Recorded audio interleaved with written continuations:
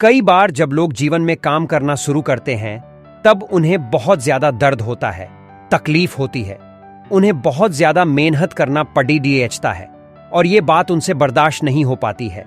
उनका शरीर जवाब दे देता है और वो उस काम को छोड़ कर किसी और तरकीब से सफल होने का प्रयास करते रहते हैं। लेकिन याद रखिएगा, इस प्रकार से कोई भी व्यक्ति जीवन में सफल नहीं हो पाता है। याद रखिएगा कि सफलता का मार्ग मेहनत, दर्द और तकलीफ से होकर गुजरेगा और यह आपको सहना ही पड़ेगा, तो इसके लिए आप हमेशा तैयार रहिए। तो चलिए इस बात को एक कहानी के माध्यम से समझते हैं।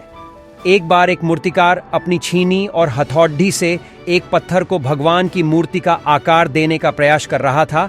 जैसे ही वह छीनी पर अपना हथौड़ा चलाता, वह पत्थर चिल्लाने लगता और कहने लगता कि ये क्या कर रहे हो, मुझे इतना मार क्यों रहे हो, मुझे बहुत दुख हो रहा है, तकलीफ हो रही है, पीड़ा हो रही है, मुझे अपने हाल पर छोड़ दो और यहाँ से चले जाओ। मूर्तिकार ने उस पत्थर से कहा, मुझे बहुत अच्छे से पता है कि तुम्हें बहुत ज्यादा दर्द हो रहा है, तकलीफ हो रही है और तुम बहुत ही ज्यादा पीड़ा में हो, लेकिन यदि आज तुमने इस दर्द को नहीं सहा, इस तकलीफ को नहीं सहा, तो जीवन भर तुम इसी प्रकार से पड़े रहोगे। मुझे पता है कि तुम में आगे बढ़ने की अपार संभावना है। तुम एक बहुत अच्छे पत्थर हो, लेकिन यदि तुम इसी प्रकार से रहोगे तो कभी भी आगे नहीं बढ़ पाओगे। इतना कहकर मूर्तिकार औजार उठाए ही थे कि पत्थर फिर से चिल्लाने लगा, गिड्ढाने लगा, विनती करने लगा कि मुझे अपने हाल पर छोड़ दो। मुझे पता है कि जीवन के लिए कौन सी चीज सही है और कौन सी चीज गलत है। मुझे बहुत ज्यादा दर्द हो रहा है, अब मैं इस तकलीफ को बहुत ज्यादा नहीं सह सकता। मैं जिस हाल में जो उस हाल में छोड़ कर मुझे तुम यह से चले जाओ। उस मूर्तिकार फिर से उस पत्थर को समझाने की कोशिश की, ज्यादा अधीर मत बनो और अपने सब्र को बनाए रखो, थोड़ी देर और इस दर्द को सहो। यदि इस दर्द को सह लिया तो मैं भगवान की मूर्ति के रूप में तुम्हारी स्थापना करवाऊंगा और फिर दूर दूर से लोग तुम्हारी पूजा करने आएंगे और पंडित और लोग तुम्हारी सेवा करेंगे। लेकिन पत्थर ने उस मूर्तिकार की एक भी बात नहीं मानी।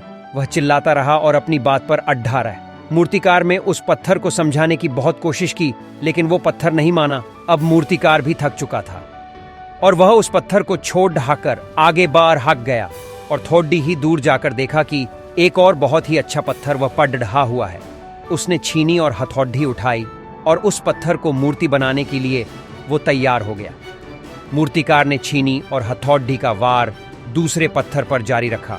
दूसरे पत्थर को भी दर्द हुआ, तकलीफ उससे भी हुई, लेकिन उस पत्थर ने बर्दाश्त कर लिया और देखते ही देखते थोड़ी समय के बाद उस पत्थर ने भगवान की मूर्ति का रूप धारण कर लिया। थोड़ी दिन बाद उस मूर्ति की एक मंदिर में स्थापना हो गई। धीरे धीरे करके लोग वह पूजा पाठ करने आने लगे। लोगों की मन्नतें वहां से पूरी होने लगी और वह मंदिर बहुत ही ज्यादा प्रसिद्ध हो गया। अब धीरे धीरे करके दूर दूर के गांव से लोग वहां पूजा पाठ करने आने लगे। फिर एक दिन और उससे पत्थर को उसी मंदिर में लाया गया और उसे एक कोने में रख दिया गया।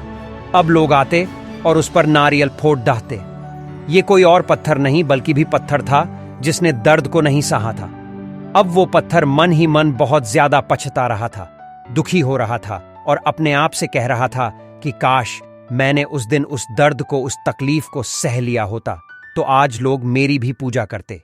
इसलिए आप भी अपने जीवन में हमेशा याद रखिएगा कि जब भी आप अपने करियर की शुरुआत में किसी काम को कर रहे हो, पढ़ाई कर रहे हो या कोई भी काम कर रहे हो और उसमें आपको दर्द हो रहा है, तकलीफ हो रही है, ज्यादा मेहनत करना पड़ रहा है, तो आप रुकिएगा मत, किसी और रास्ते की शुरुआत मत करिएगा, क्योंकि कोई और रास्ता आपको सफलता नहीं दे सकता है।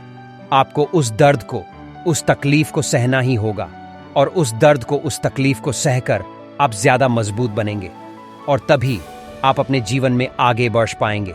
और जीवन में हमेशा याद रखिएगा कि आपको पहले पत्थर की तरह नहीं बल्कि दूसरे पत्थर की तरह बनना है। यदि ये कहानी आपको पसंद आई हो और इससे कोई सीख मिली हो तो अपने दोस्तों और अन्य लोगों के साथ शेयर जरूर करिएगा।